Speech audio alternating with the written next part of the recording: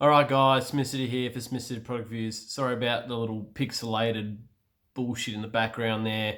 Obviously don't have the light above me. The light switch is absolutely cactus. Haven't been able to get anyone to come fix it because we're in lockdown. But for the purpose of this review, it's easier to do here than it is up on the bench. So it's just going to have to look a little bit poor quality. But I'm here with Hardroad Righty's Pale. Coming in at 5.2. I've had this before at their brewery with the review I did with my cousin Steph. I've also had it since then on the deck with my other cousin Adam, as I tip some of that on the carpet there. I'm going to be drinking it out of my KSC Phoenix new premiership glass after coming back from 17 points down in the grand final to win on the siren in OT. So I'm going to enjoy this, guys. I've had a couple of beers that I have purchased from the gift voucher I got from Coach My Boys. Uber Eats has ordered, so I'm having a burger and some loaded fries. They don't have the macaroni and bacon loaded fries, unfortunately, so I've gone something else, so I'll be doing a review straight after this when that arrives. But here it is. The head has dissipated quite a lot. It obviously looks quite dark with no light there. I'll try to bring it into a little bit of light.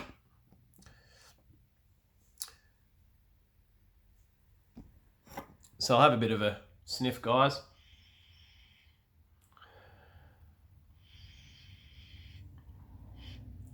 So it's a little bit piney. It's almost got like a wet hopped aroma.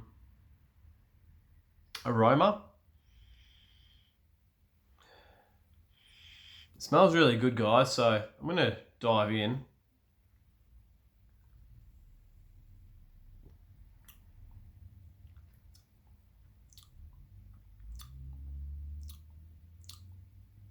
Yeah, it's piney.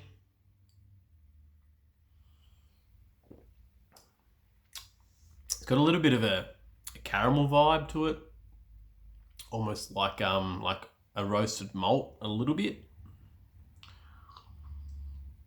It's got banging flavour for something that's 5.2. And if you saw my recent reel on Smith City Reviews on Instagram, the one with the Nelly Ride It song, that beer was 6.5, and that drank more like how easy a 5% beer would taste.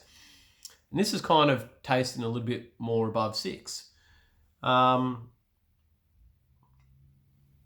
Just of how complex the beer is and how full on the beer is, and it is quite a nice beer.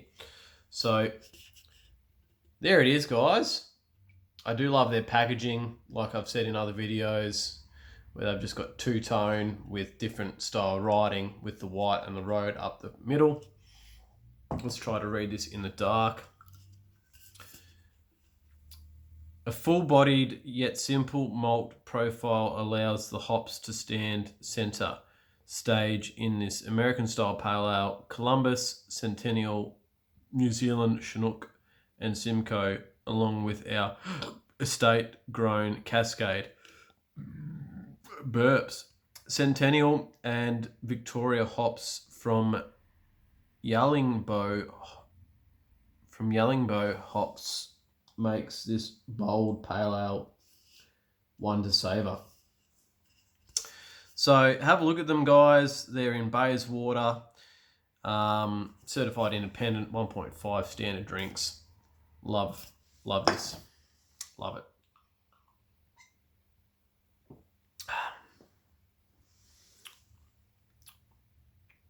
It's interesting. A lot of pale ales are quite like refreshing and very light, and don't have a lot of malt complexity to it. But this is a bit different, and I think it works. I think it really, really works.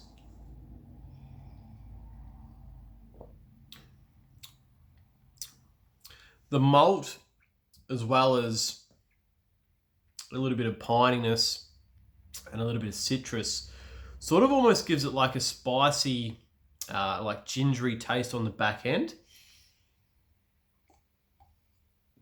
And so it is definitely a very intriguing pale ale. And to be honest, I think it's both weather, like it's both weather style beers that beer that you can enjoy. So you can enjoy it whether it be cold or hot. So there it is, guys. And yeah, when we had the 7 weeks off, we obviously went into the grand final favourites. We came up against the Warren Turner side and been 7 weeks off and them getting off to a good start and us being quite slow. We never really lost hope. We never really lost hope in that game. Even when it was 17 points, the boys sort of stuck together. We said we're just playing a little bit average on offense and we're being a bit lazy on defense, and we just started to chip away. And it's quite fitting that I'm drinking hard road, and that grand final was a very hard road, and my voice was a very hard road to come back. It took about 3-4 days for my voice to sort of come back to being normal. And I absolutely love my boys that I coach, and we've gone back into lockdown as of last night. And the team that I'm coaching this season is a little bit different from last season. Had some players age out, and I've got some younger players that have come in. But yeah, here we go again. We're in lockdown and trying to get the boys to sort of communicate with each other a little bit in our group chat, just so there's a little bit of positivity, so no one feels like they're disconnected from each other. Just to get people to get them to sort of be connected with the group, so then when we come back, people's mental health isn't suffering at an extreme level. And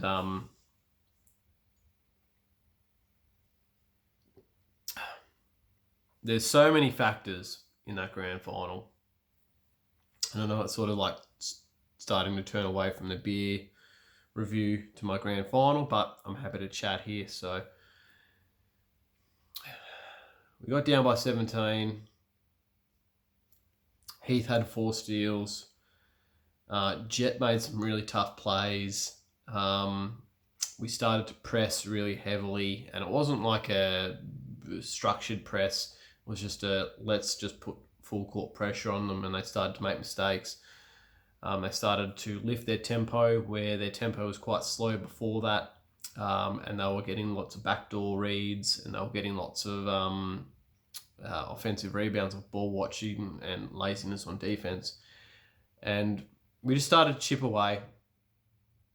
And then we had Ryan, who I gave him the green light to always shoot 2 threes a game. There was a period last season, so the season before the one just finished, where he hit 5 threes, then hit like 4 threes in one game, and then like hit another 4 threes, and then went cold for a big period of time, and he became very tentative. But the season just gone, the one we just won, is I just told him that he needs to have the green light to shoot those shots, and granted, they started to double team drives, and they started to double team strong side. And Ryan did a lot of efforts to cut onto weak side and get open on the corners, and he hit a really crucial 3 and then hit 2 crucial foul shots that gave us an opportunity to win. And the IQ of my boys was fantastic. Like, we could have, when we got the lead twice, we could have continued to put pressure on and accidentally foul and send them to the line because we were on 19 fouls. But the boys read that situation well and got back and played half-court D from there. And then we made a read there at the end of the game where I was going to get Christian to play low block, have Jet sideline, have Christian come up to the wing to get the big out of the key. And then have jet run from the sideline into the middle of the key, but of course they protect that. For some reason they must have known that was what we're going to do, or they just got lucky on that read of trying to protect that driving space.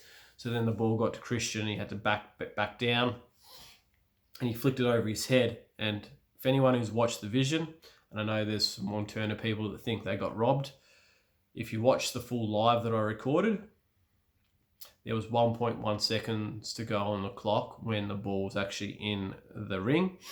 So it clearly had left his hands when there was still time on the clock. The siren that went on beforehand was on court 1, which was actually a scoring siren buzzer, not a shot clock buzzer.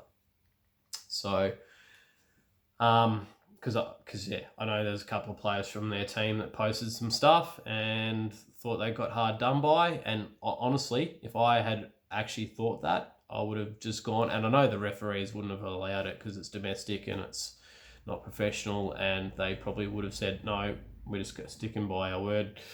So I would have just said no, go to the live that I've created, because back then we had a limit of how many people could come, and I wanted everybody that was either related to players or girlfriends or family members and stuff, I wanted them to watch. I would have happy to have stopped the recording, got the referees to look at it. I would have looked at it, and if I thought it was untoward, I would have just said, let's play double overtime, because that's just who I am. That's just who I am. I wouldn't have accepted that if I thought that, you know, if we got a call that shouldn't have been called. So I'm really happy with that. I'm coaching 23s now with Jai and Riley back, who I coached a few seasons ago.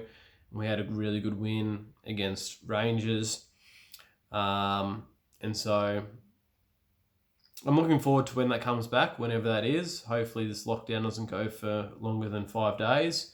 Somehow I think it will. But we just got to do what we got to do. Obviously you can see that I shaved back to skin the other day, and it's already back to where it is. So back to the beer.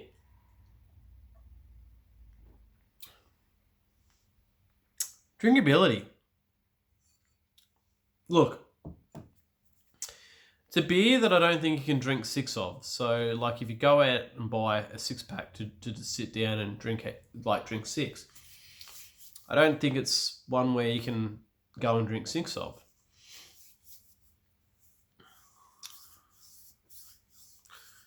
But in terms of buying like a 4-pack, and you know that you're going to drink 4, and you can sit there and you can drink them and enjoy how like robust the flavors are, and how in depth the flavors are, and how balanced they are, and that sort of stuff, then this is a beer that you want to go and get. And so when I say you couldn't drink 6, you probably could, but it is so it's got such a big depth of flavor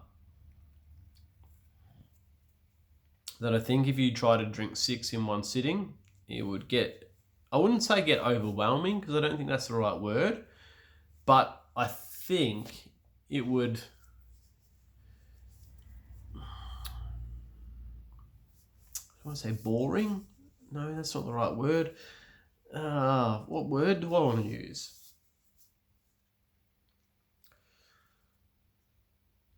I just think it's sort of a beer where you buy 4 of and you just sit there and you enjoy 4. And that's not a negative thing. That's not a negative thing at all. I just think they're so...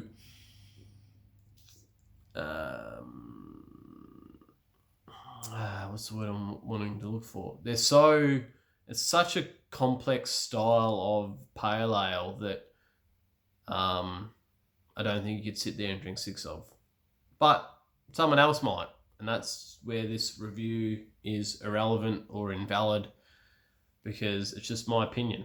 And so there might be another person that could actually sit down and drink 8 of these and actually quite wholeheartedly enjoy drinking 8 of these. So, if I was to rate this just on a basis of drinking one and drinking the one I'm drinking now, with actually a little bit of that aftertaste there on that one, there's like a little bit of a floral note that comes to it as well. I'm going to give it a 9 out of 10. It is a really good pale ale. It's quite a very different pale ale to all the other pale ales I've had. I think if you like search on my channel and you look at pale ales, there's no other pale ale that's quite like this. And so that's very good from a unique standpoint. So I'm going to give it a 9, and I'm going to wait till my food arrives and we're going to do another review. Cheers.